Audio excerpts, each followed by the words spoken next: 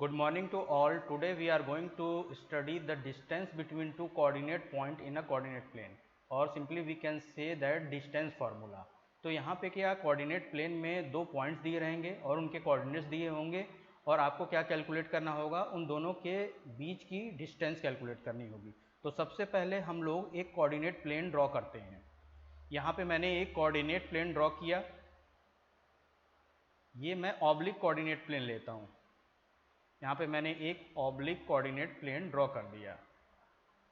अब ये क्या है, ये एक्स एक्सिस है, this one is y axis, ठीक है। और ये ओरिजिन है, point of intersection of two axis, ये इसको ओरिजिन बोलते हैं हम लोग। ओरिजिन, इसके कोऑर्डिनेट्स क्या होते हैं, 0,0, ठीक है।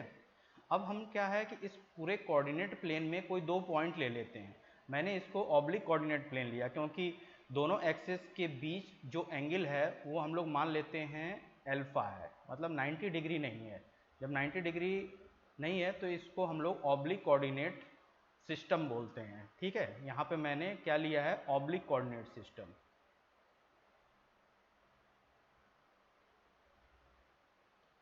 कोऑर्डिनेट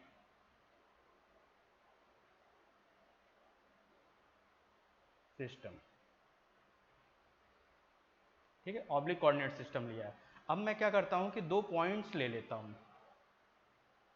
जैसे मान लो एक पॉइंट मैंने कोई P ले लिया यहाँ पे और दूसरा पॉइंट यहाँ पे मैंने कोई Q ले लिया। P के कोऑर्डिनेट्स क्या हैं, मान लिया हम लोगों ने x1 y1 है और Q के कोऑर्डिनेट्स क्या हैं, x2 y2, ठीक है। हमें क्या कैलकुलेट करना है, हमें कैलकुलेट करना है इन दोनों के बीच की डिस्टेंस को, P और Q के बीच की डिस्टेंस को कैलकुलेट करना है, मतलब ये डिस्टेंस कैलकुलेट करनी है हमें, ठीक है। तो इस डिस्टेंस को कैलकुलेट करने के लिए सबसे पहले हम लोग क्या करते हैं, सबसे पहले हम लोग क्या करने जा रहे हैं,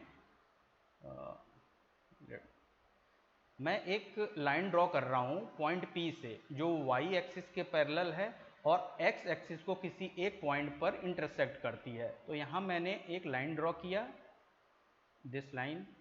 सिमिलरली एक मैंने दूसरा लाइन और ड्रॉ किया पॉइंट Q से जो y एक्सिस के पैरेलल है और x एक्सिस को किसी पॉइंट पे इंटरसेक्ट करती है, ठीक है। इन पॉइंट्स का नाम मैंने क्या दे दिया, इन पॉइंट्स का नाम मैंने दे दिया, मान लो इसको M1 दे दिया एंड इसको M2 दे दिया, ठीक है। I have to erase this, जैसे मैं इसको इरेज करता हूँ।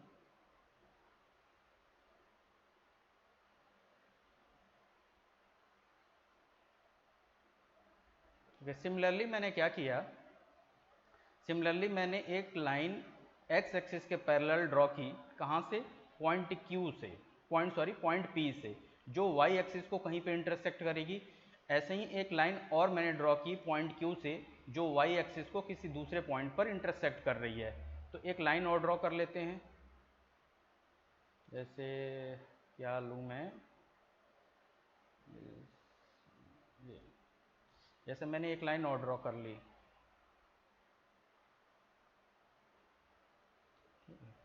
और एक लाइन मैंने Q से ड्रॉ की जो x एक्सिस के पैरेलल है और पॉइंट और y एक्सिस को किसी एक पॉइंट पर इंटरसेक्ट करती है। तो इन इंटरसेक्शंस पॉइंट को मैंने नाम दे दिया, जैसे इसको मैं नाम दे देता हूँ N1 और इसको N2, ठीक है। अब मैंने क्या किया कि पॉइंट P से एक और लाइन ड्रॉ की जो x एक्सिस के पैरेलल है और लाइन QM2 को किसी पॉइंट R पर इंटरसेक्ट करती है। तो एक लाइन और ड्रॉ कर लेते हैं हम लोग, एक लाइन मैंने और ड्रॉ कर ले रहा हूँ, जैसे यहाँ पे मैंने एक लाइन और ड्रॉ कर ली,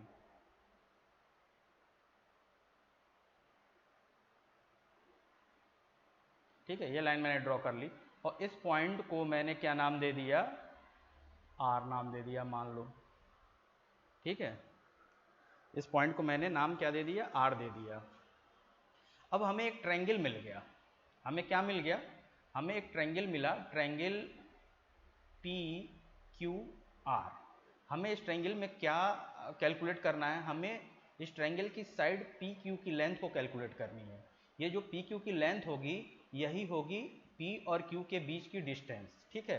तो अगर मान लो हमें ये वाली लेंथ मिल जाए, मतलब अगर हमें PR की वैल्यू मिल जाए एंड QR की वैल्यू, इसकी वैल्यू और इसकी वैल्यू, और ये वाला एंगल मिल जाए, एंगल R मिल जाए, एंगल R मिल जाए, अगर ये तीनों चीज़ें हमें मिल जाएं तो हम कोसाइन फार्मूले से, कोसाइन फार्मूला होता है ट्रिग्नोमेट्री में, उसके यूज से हम लोग क्या निकाल सकते हैं, इस ट्रायंगल के इस साइड PQ की लेंथ को कैलकुलेट कर सकते हैं।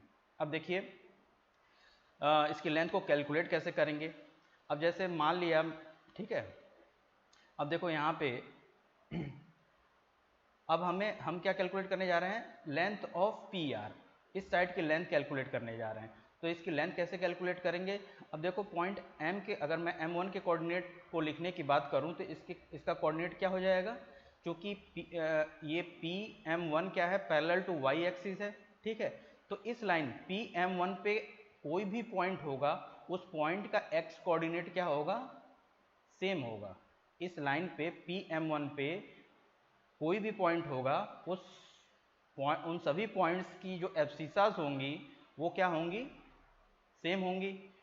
अब जैसे मान लो M1 के कोऑर्डिनेट को लिखने की हम लोग कोशिश करें तो इसके X कोऑर्डिनेट को क्या लिखेंगे, इसका X कोऑर्डिनेट वही होगा जो पॉइंट P का X कोऑर्डिनेट होगा, क्योंकि पॉइंट PM1 लाइन पर लाइज करता है, ये पॉइंट PM1 लाइन पे ही तो है। तो M1 के कोऑर्डिनेट M1 के X कोऑर्डिनेट को हम लोग क्या लिख देंगे, X1, कॉमा अगर इसके Y कोऑर्डिनेट को लिखने की बात करें, as we can see here that point M1 lie on X axis, तो कोई भी पॉइंट अगर X एक्सिस पे लाई करता है तो उसका ऑर्डिनेट क्या होता है, हमेशा 0 होता है। तो इस तरीके से हम लोगों ने पॉइंट M1 के कोऑर्डिनेट को यहाँ पे फाइंड आउट कर लिया। सिमिलरली यही कॉन्सेप्ट पॉइंट M2 के कोऑर्डिनेट्स को फाइंड आउट करने में लगाएंगे, क्योंकि ये जो लाइन QM2 है वो क्या है, पैरेलल टू Y एक्सिस है, ठीक है, पैरेलल टू Y एक्सिस है। इसलिए इस लाइन पे, लाइन QM2 पे कोई भी पॉइंट ले लें हम लोग तो उसकी जो एब्सिसा यानी X कोऑर्डिनेट होगा वो सेम होगा। अगर पॉइंट Q की एब्सिसा या X कोऑर्डिनेट X2 है तो M2 की भी X कोऑर्डिनेट क्या होगी, X2 ही होगी। अब चूंकि M2 X एक्सिस पे लाई कर रहा है, इसलिए कोई भी पॉइंट अगर X एक्सिस पे लाई करता है तो उसका ऑर्डिनेट यानी Y कोऑर्डिनेट क्या होता है, 0 होता है। तो इस तरीके से हम लोगों ने M1 और M2 के कोऑर्डिनेट्स को फाइंड आउट कर लिया। ऐसे ही सिमिलरली हम लोग क्या करेंगे, जो ये वाली लाइन है N1R, ये पैरेलल टू X एक्सिस है और N2Q भी पैरेलल टू X एक्सिस है। तो यहाँ पे देखिए अगर N1 के कोऑर्डिनेट को कैलकुलेट करने की कोशिश करें हम लोग, N1 के कोऑर्डिनेट को, तो सबसे पहली बात N1 तो क्या है, यहाँ पे Y एक्सिस पे है, तो Y एक्सिस पे होने की वजह से इसकी एब्सिसा यानी X कोऑर्डिनेट क्या होगा, 0 होगा। अब इसका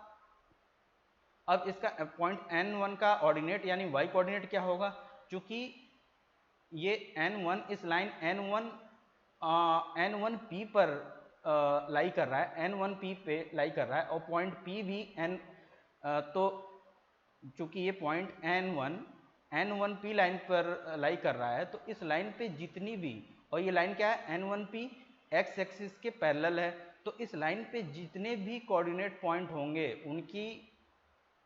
उनका Y कोऑर्डिनेट क्या होगा, इक्वल होगा। अब यहाँ पॉइंट P का Y कोऑर्डिनेट क्या है, Y1, तो पॉइंट N1 का Y कोऑर्डिनेट क्या हो जाएगा, यानी ऑर्डिनेट क्या हो जाएगा, ये Y1 हो जाएगा। सिमिलरली देखो N2 के कोऑर्डिनेट को अगर फाइंड आउट करने की कोशिश करें हम लोग, तो N2 के कोऑर्डिनेट्स को कैसे कैलकुलेट कर पाएंगे हम लोग, तो चूंकि ये N2 ये Y एक्सिस पर लाई कर रहा है, तो इसकी एब्सिसा यानी X कोऑर्डिनेट 0 होगा और Y कोऑर्डिनेट क्या हो जाएगा।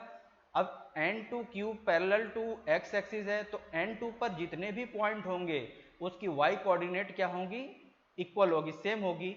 अब इस लाइन पे N2Q पे एक पॉइंट Q लाई कर रहा है, इस पॉइंट Q का Y कोऑर्डिनेट Y2 है, तो इसलिए N2 का भी N2 का भी Y कोऑर्डिनेट क्या हो जाएगा, Y2 हो जाएगा। इस तरीके से हम लोगों ने कैलकुलेट कर लिया।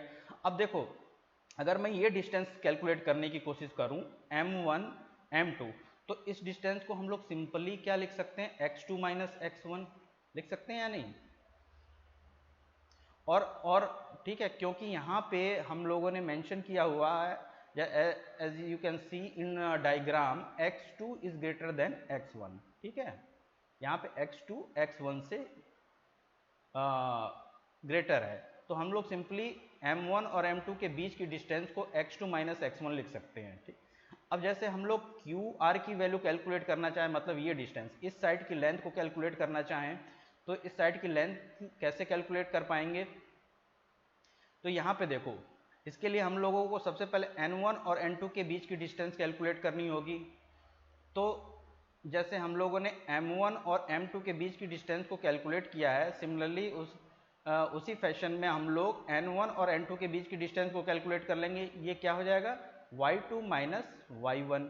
यहाँ पे y2 क्या है, डायग्राम में लग रहा है y2 ग्रेटर देन y1 है, ठीक है।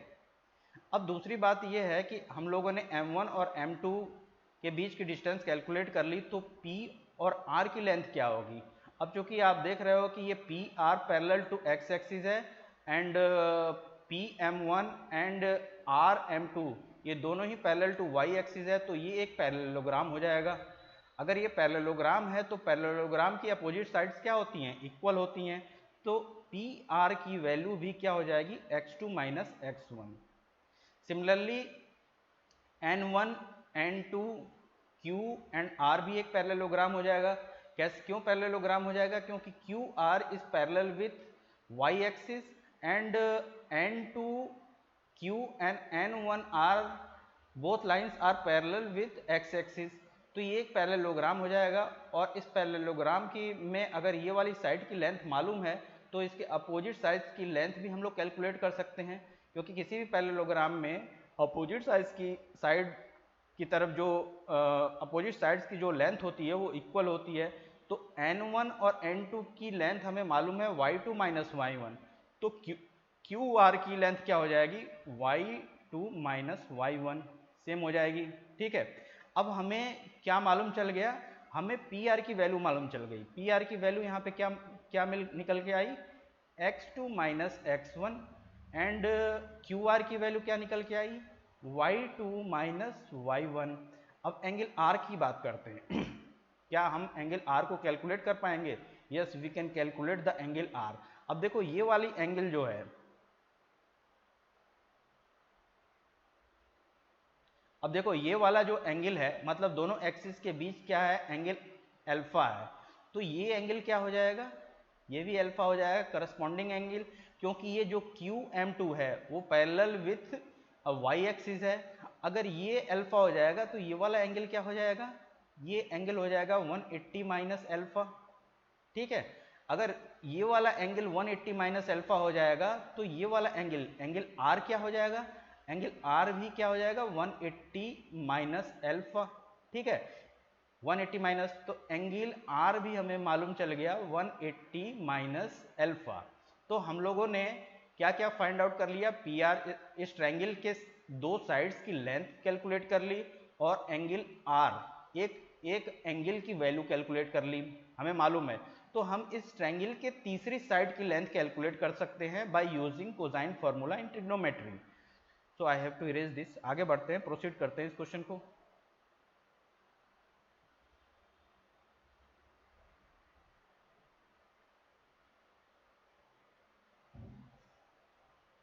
ठीक है, अब जैसे कोसाइन फार्मूला क्या होता है, अगर मैं कोसाइन फार्मूले की बात करूं, तो कोसाइन फार्मूला क्या होता है, यहां पे लिखेंगे कोसाइन फार्मूला। ये ट्रिग्नोमेट्री में आप डिटेल में पढ़ेंगे कोसाइन फार्मूला क्या होता है। जैसे मान लो कोई एक ट्रायंगल दिया हुआ है, जैसे हमने मान लिया है ये कोई ट्रायंगल दिया हुआ है, ये एक मैंने ट्रायंगल ले लिया, ट्रायंगल ले लिया हुआ, ए बी सी कोई ट्रायंगल है, ए बी सी ट्रायंगल है। इस साइड की लेंथ क्या है, ए, जो हमें मालूम है। ए सी साइड की लेंथ क्या है, इसी साइड की लेंथ को बी से डिनोट करेंगे, मतलब इस एंगल के अपोजिट जो साइड होगी, ठीक है, वर्टेक्स को हम लोगों ने किससे रिप्रेजेंट किया, बी से, तो इस साइड को हम लोगों ने बी से रिप्रेजेंट कर दिया है।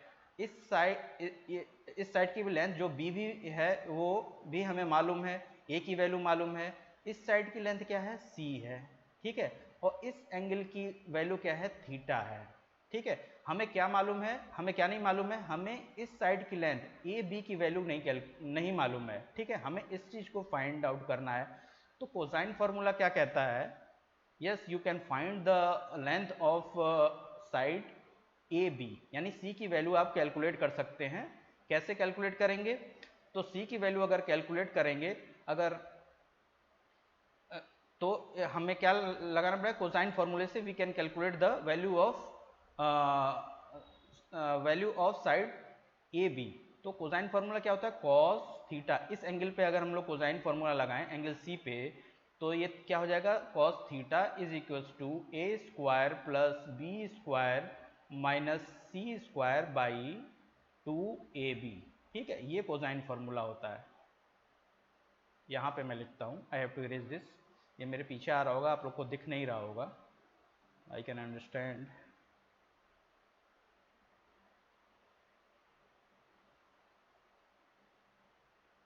ठीक है, कोसाइन फार्मूला क्या है यहाँ पे, cos theta is equals to, cos theta is equals to A square plus B square minus C square by 2ab, ठीक है, ये कोसाइन फार्मूला है।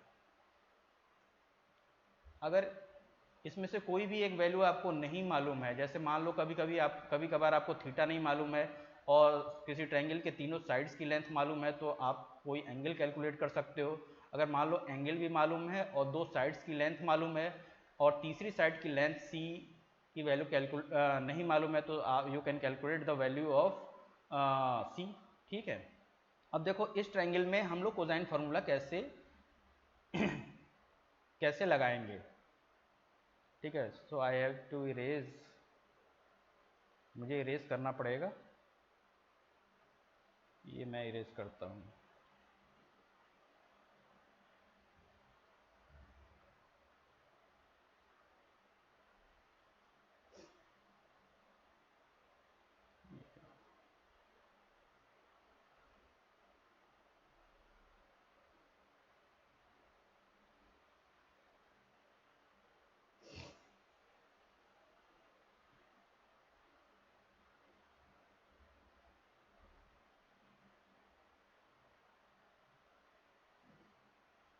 ये क्या था, P था, ये Q था, ये R था, ठीक है। इसकी वैल्यू हम लोगों ने कैलकुलेट की थी x2 माइनस x1 और इसकी वैल्यू कैलकुलेट की थी y2 माइनस y1। अगर ये अल्फ़ा है तो इस एंगल की वैल्यू हम लोगों ने कैलकुलेट की थी 180 माइनस अल्फ़ा, ठीक है, 180 माइनस अल्फ़ा। हमें ये क्या पी क्यू कैलकुलेट करना है। पी क्यू कैसे कैलकुलेट करोगे, कोसाइन फार्मूले से, तो पी क्यू का स्क्वायर लिखोगे, P Q square is equal to क्या हो जाएगा, P R square plus Q R square minus 2pq multiplied by Q R cos 180 minus alpha, ठीक है। अब देखो cos 180 माइनस एल्फा की वैल्यू क्या होती है, cos 180 माइनस एल्फा की वैल्यू होती है माइनस कॉस एल्फा, ठीक है। तो वी कैन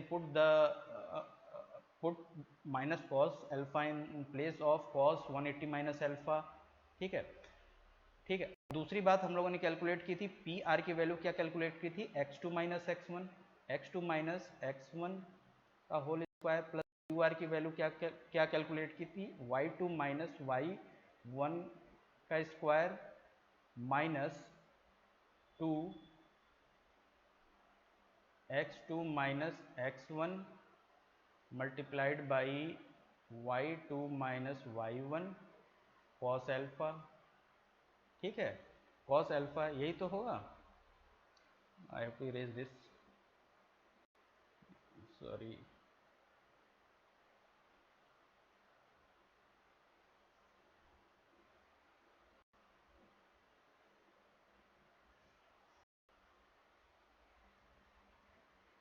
ठीक है, कॉस अल्फा होगा। तो इस तरीके से हम लोगों ने पी क्यू की यानी distance between P and Q को कैलकुलेट कर लिया। ये माइनस अल्फा तो ये प्लस हो जाएगा, यहाँ पे वैल्यू क्या हो जाएगी, ये under root x2 minus x1 का होल स्क्वायर प्लस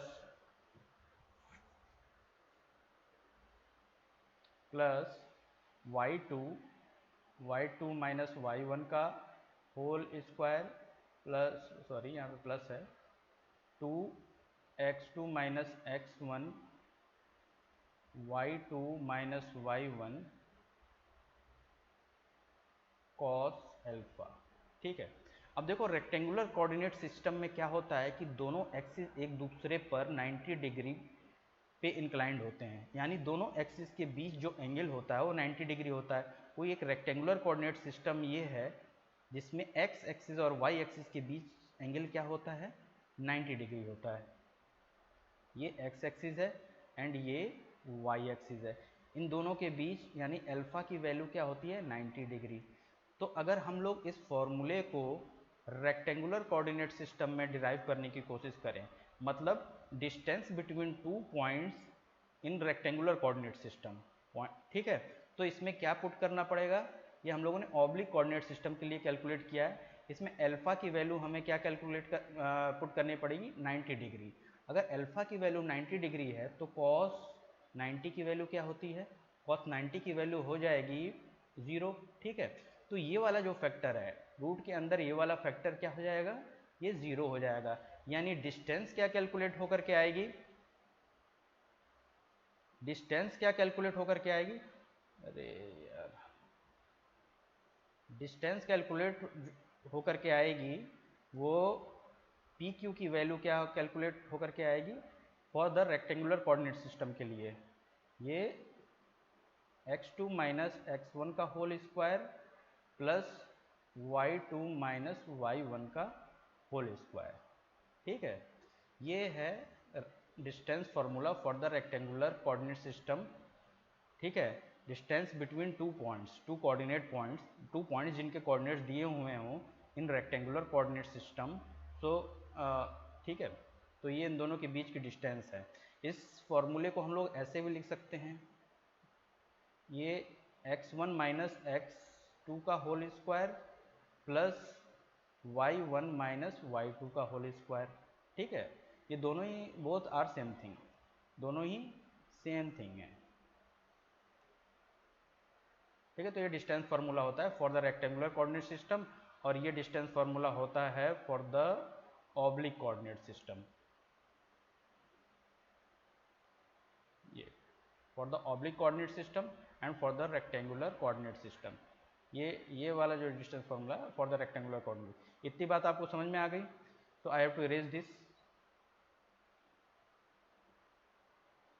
इरेज करता हूँ।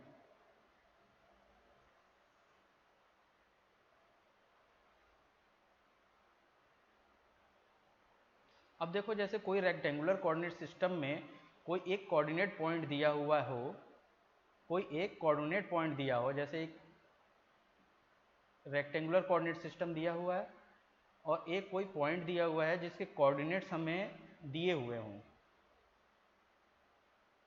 ये एक्स एक्सिस है and this one will be y axis, ये ओरिजिन है, ओरिजिन के कोऑर्डिनेट क्या होते हैं, 0,0। ठीक है, यानी इसकी एब्सिसा एंड ऑर्डिनेट दोनों क्या होते हैं, 0 होते हैं। ये रेफरेंस पॉइंट होता है, यहीं से सारी डिस्टेंस कैलकुलेट की जाती है with respect to x axis and y axis. इस कोऑर्डिनेट प्लेन में कहीं पे भी कोई पॉइंट हो, सारी डिस्टेंस ओरिजिन से कैलकुलेट की जाएगी। ठीक है, तो यहाँ पे कोई एक पॉइंट P दिया हुआ है, इस पॉइंट P के कोऑर्डिनेट मान लो x, y दिए हुए हैं या x1, y1 दिया हुआ है और कहा है कि ओरिजिन और पॉइंट P के बीच की डिस्टेंस को भैया कैलकुलेट करो। ठीक है, इस डिस्टेंस को आपको कैलकुलेट करना है। तो सिंपली हम लोग क्या करेंगे, डिस्टेंस फार्मूला में इन दोनों के बीच की डिस्टेंस कैलकुलेट कर सकते हैं, यानी OP की वैल्यू अगर मैं कैलकुलेट करने की कोशिश करूं तो कैलकुलेट कर लूँगा। हाँ, क्यों, कैसे कैलकुलेट कर लूँगा, तो distance between to coordinate point in a rectangular coordinate system वाला ये जो फार्मूला अभी हम लोगों ने डिराइव किया है, पी क्यू की वैल्यू क्या होती है, ये होती है x2 माइनस x1 का whole square plus y2 minus y1 का होल स्क्वायर। ठीक है, इससे हम लोग कैलकुलेट कर पाएंगे। यहाँ पे इसको अगर मान लो मैंने मान लिया x2 y2, ठीक है, इस पॉइंट को ओरिजिन को मैंने मान लिया x2 y2, तो OP की वैल्यू क्या हो जाएगी, OP मतलब O और P के बीच की डिस्टेंस क्या हो जाएगी, ये हो जाएगा y2 x2 क्या की वैल्यू क्या है, 0 माइनस x1 का whole square plus 0 minus y1 का होल स्क्वायर। ठीक है, यानी OP की वैल्यू क्या हो जाएगी आपकी, ये हो जाएगी x1 का स्क्वायर प्लस y1 का स्क्वायर। ये P और O के यानी इस पॉइंट P और ओरिजिन के बीच की डिस्टेंस हो जाएगी। ठीक है,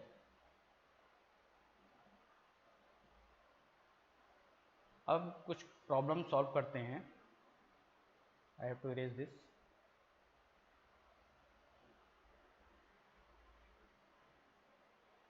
ऐसे प्रॉब्लम नंबर 1 लिखूँ मैं, प्रॉब्लम नंबर 1 यानी क्वेश्चन नंबर 1, क्वेश्चन 1 की बात करें। जैसे दो पॉइंट दिए हुए हैं, पॉइंट ए के कोऑर्डिनेट क्या दिया हुआ है, पॉइंट ए का कोऑर्डिनेट मान लो AT स्क्वायर कॉमा 2AT1 और पॉइंट बी दिया हुआ है, इसके कोऑर्डिनेट क्या दिए हुए हैं, AT2 का स्क्वायर कॉमा 2AT2। ठीक है, ये दो पॉइंट दिए हुए हैं कोऑर्डिनेट प्लेन में, कार्टेशियन कोऑर्डिनेट प्लेन या रेक्टेंगुलर कोऑर्डिनेट प्लेन में दिया हुआ है, और बोला है कि इन दोनों के बीच की डिस्टेंस को कैलकुलेट करिए। ठीक है, तो जैसे मान लो इस पॉइंट को मैं मान लूँ, x1 y1 और इस पॉइंट को अगर मैं मान लेता हूँ x2 y2। ठीक है, तो हम लोग क्या कैलकुलेट कर पाएंगे, डिस्टेंस फार्मूले से ए और बी के बीच की डिस्टेंस को कैलकुलेट कर पाएंगे। जैसे ए बी को मैं लिखूं तो क्या होता है, डिस्टेंस फार्मूला क्या होता है, x1 माइनस x2 का whole square plus y1 minus y2 का होल स्क्वायर। ठीक है, अब यहाँ पे x1 की वैल्यू क्या है, 8t1 माइनस 8t2 का whole square plus 2AT1 minus 2AT2 का होल स्क्वायर, इसका अंडर रूट है। ठीक है, अब क्या यहाँ पे हम लोगों ने किया, देखो ए स्क्वायर को दोनों फैक्टर से कॉमन ले सकते हैं, तो मैंने ए स्क्वायर को कॉमन ले लिया। ठीक है, ब्रैकेट लगा दिया। अब यहाँ पे क्या है, ये 8t स्क्वायर है अंदर। ठीक है, अब क्या है, ये t1 square minus t2 square क्या, यानी a square minus B square क्या होता है, a square minus B square, यहाँ पे क्या हो जाएगा, a minus B and a plus B. ठीक है, तो इस फॉर्मूले से इसको खोल देते हैं, t1 square minus t2 square, तो ये क्या हो जाएगा, t1 प्लस t2 और t1 माइनस t2।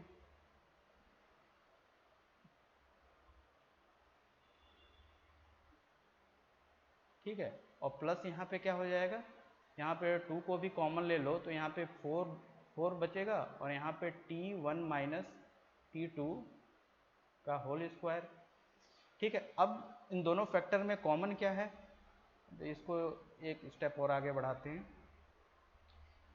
ए स्क्वायर यहाँ पे क्या है कॉमन, यहाँ पे t1 प्लस t2 का होल स्क्वायर, इसको ऐसे लिख सकते हैं, multiplied by t1 minus t2 का whole square plus 4t1 minus t2 का होल स्क्वायर।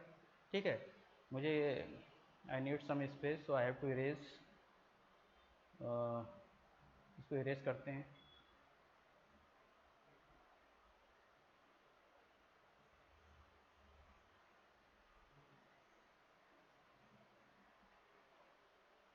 ठीक है, ठीक है, तो हम लोग इसमें क्या, इन दोनों फैक्टर में t1 माइनस t2 को कॉमन ले सकते हैं। तो अगेन मैंने कॉमन लिया अंडर रूट ए स्क्वायर को कॉमन ले ही लिया था, फिर T1 माइनस T2 का होल स्क्वायर, और ब्रैकेट में क्या हो जाएगा यहाँ पे T1 प्लस T2 का होल स्क्वायर प्लस 4। ठीक है, अभी क्या है, ये स्क्वायर है, इसको बाहर ले जा सकते हैं। अब देखो ए स्क्वायर और T1 माइनस T2 दोनों ही क्या है, रियल नंबर हैं, लेकिन हमें ये नहीं मालूम है कि इनका साइन क्या है। ठीक है, तो कभी भी किसी रियल नंबर को रूट के बाहर निकालते हैं तो उस पर मॉड लगाना अति आवश्यक होता है, वेरी इंपॉर्टेंट होता है। तो अगर ए स्क्वायर को रूट से बाहर लेंगे तो हम लोग ए पे मॉड लगा देंगे। सिमिलरली अगर T1 माइनस T2 के होल स्क्वायर को रूट से बाहर ले जाते हैं तो इस पे भी मॉड लगा देंगे, T1 माइनस T2 मॉड, और अंडर रूट में क्या आ जाएगा, रूट में क्या आ जाएगा T1 प्लस T2 का होल स्क्वायर प्लस 4। ठीक है, यही आपकी A और B के बीच की डिस्टेंस हो जाएगी। This will be your right answer. बहुत सारे बुक्स में मॉड नहीं लगाया हुआ है। ठीक है, तो क्लास 11th वाले जो बच्चे हैं वो इस बात पे ध्यान दें कि अगर आपको ए स्क्वायर ए के साइन के बारे में नहीं मालूम है, ए पॉजिटिव है या नेगेटिव है, सिमिलरली T1 माइनस T2 के बारे में नहीं मालूम है कि ये पॉजिटिव है या नेगेटिव है। ठीक है, इन दोनों रियल वेरिएबल के साइन के बारे में आपको नहीं मालूम है, अगर आप इन दोनों रियल वेरिएबल को रूट से बाहर ले जाते हो तो हमेशा इन पे मॉड लगाओ। मॉड का मतलब क्या होता है, मॉड किस तरीके से डिफाइंड होता है, मॉड x की वैल्यू x होती है, कब होती है, जब x greater than equal to 0। इसकी वैल्यू क्या होती है, माइनस x होती है, कब होती है, जब x लेस देन 0। तो मॉड इस तरीके से डिफाइंड होता है। ठीक है, अगर हमें ये मालूम होता है कि a जो है वो पॉजिटिव रियल नंबर है और T1 माइनस T2 कोई पॉजिटिव रियल नंबर है, तो हम सिंपली इसको रूट से बाहर ले लेते और इस पे मॉड लगाने की कोई ज़रूरत नहीं होती। ठीक है, तो ये आपका आंसर हो जाएगा। एक दूसरा क्वेश्चन करते हैं हम लोग।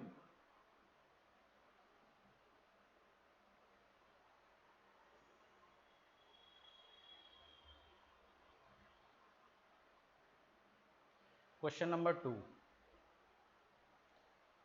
Find the distance between two point. Point A दिया हुआ है जिसके कोऑर्डिनेट क्या दिए हुए हैं, A cos alpha and A sine alpha. ठीक है, पॉइंट बी दिया हुआ है जिसके कोऑर्डिनेट क्या दिए हुए हैं, A cos beta and A sine beta. इन दोनों पॉइंट्स के बीच की डिस्टेंस को हमें कैलकुलेट करनी है।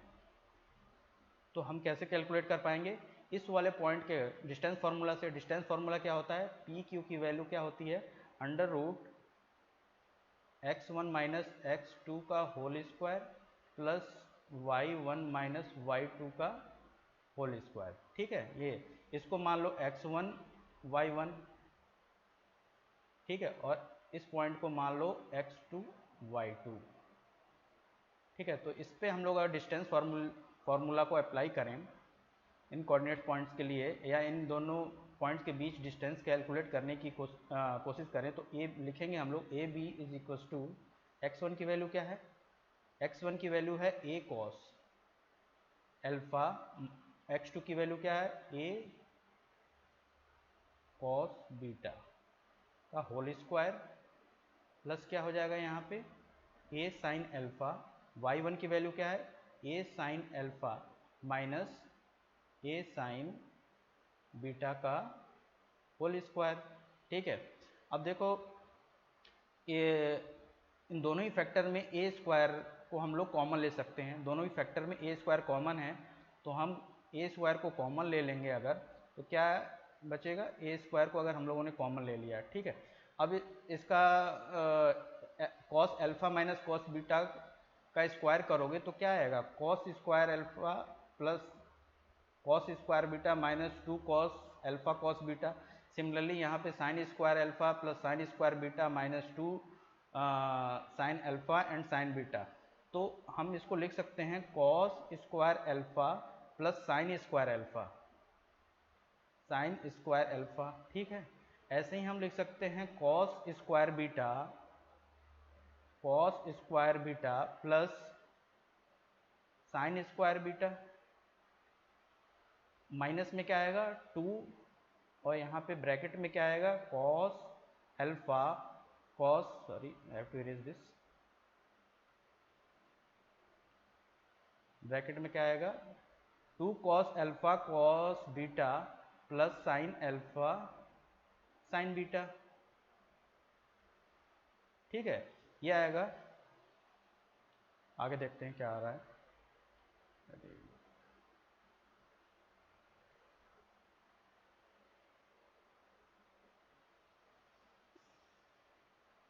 ठीक है, अब ये वैल्यूज क्या हो जाएंगी, ये वाली वैल्यूज जो है cos square alpha plus sign square alpha, इसकी वैल्यू क्या हो जाएगी 1 हो जाएगी।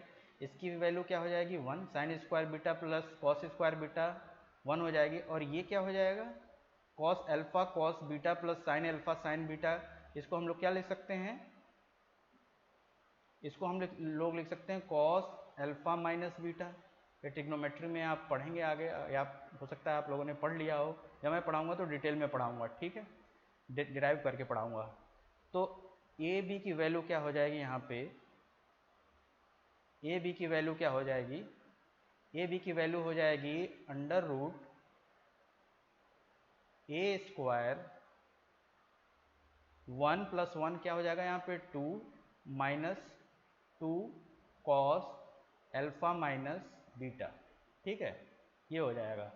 फिर अगेन इसको सॉल्व करते हैं तो 2 बाहर 2 कॉमन लेना पड़ेगा, यहाँ से 2 कॉमन ले लो, 2a square 1 minus cos alpha minus beta, और क्या करेंगे हम लोग यहाँ पे स्पेस चाहिए तो आई हैव टू इरेज, ठीक है। अब देखो यहाँ पे कॉस थीटा की वैल्यू क्या होती है, कॉस थीटा ट्रिग्नोमेट्री में पढ़ा हुआ, कॉस थीटा की वैल्यू होती है cos square theta by 2 minus sine square theta by 2, ठीक है। या इसको ऐसे भी लिख सकते हैं 1 minus 2 sine square theta by 2, ठीक है। अगर मैं कॉस को इस साइड ले जाऊं तो 1 माइनस कॉस थीटा की वैल्यू क्या हो जाएगी 2 साइन स्क्वायर थीटा बाई 2, या मैं 1 minus cos alpha minus beta की वैल्यू लिखना चाहूँ तो ये हो जाएगी 2 sign square alpha minus beta by 2, ठीक है। तो इसकी value 1 minus cos alpha minus beta की वैल्यू हम लोग यहाँ पे पुट कर देंगे, जो कि क्या है 2 sign square alpha minus beta by 2, ठीक है। तो यहाँ पे अगर ये वैल्यू हम लोग पुट करते हैं तो क्या हो जाएगा 2a स्क्वायर और यहाँ पे 2 sign square alpha minus beta by 2, ठीक है। ये क्या हो जाएगा 4a square sine square alpha minus beta by 2, ठीक है। अब देखो a के बारे में भी नहीं मालूम है कि ये क्या है, मतलब पॉजिटिव है या नेगेटिव है। Similarly sign square alpha minus beta by 2 के बारे में भी हमें नहीं मालूम है कि ये पॉजिटिव है या नेगेटिव है। तो अगर हमें, और ये दोनों अंडर रूट के अंदर हैं, ठीक है, अगर हमें इनको रूट के बाहर ले जाना है तो हमें क्या लगाना पड़ेगा, ए पे भी मॉड लगाना पड़ेगा। तो ये आंसर आ जाएगा 2 मॉड ए, और फिर क्या sine square alpha minus beta by 2 पे भी क्या हो जाएगा मॉड आ जाएगा sine alpha minus beta by 2, ये। तो ये this will be your answer, distance between A and B, distance between A and B, ठीक है, ये आंसर हो जाएगा आपका। तो इस वीडियो को मैं यहीं पे स्टॉप करता हूँ। नेक्स्ट वीडियो लेक्चर में हम लोग और भी क्वेश्चंस डिस्टेंस फार्मूला बेस्ड पे करेंगे। कुछ क्वेश्चंस होंगे आपके क्लास 11th से रिलेटेड, कुछ क्वेश्चन IIT JEE और मेंस से, करीब मैं 20-25 क्वेश्चन कराऊंगा। तो नेक्स्ट वीडियो लेक्चर को देखना ना भूलें। अभी के लिए thank you, have a nice day.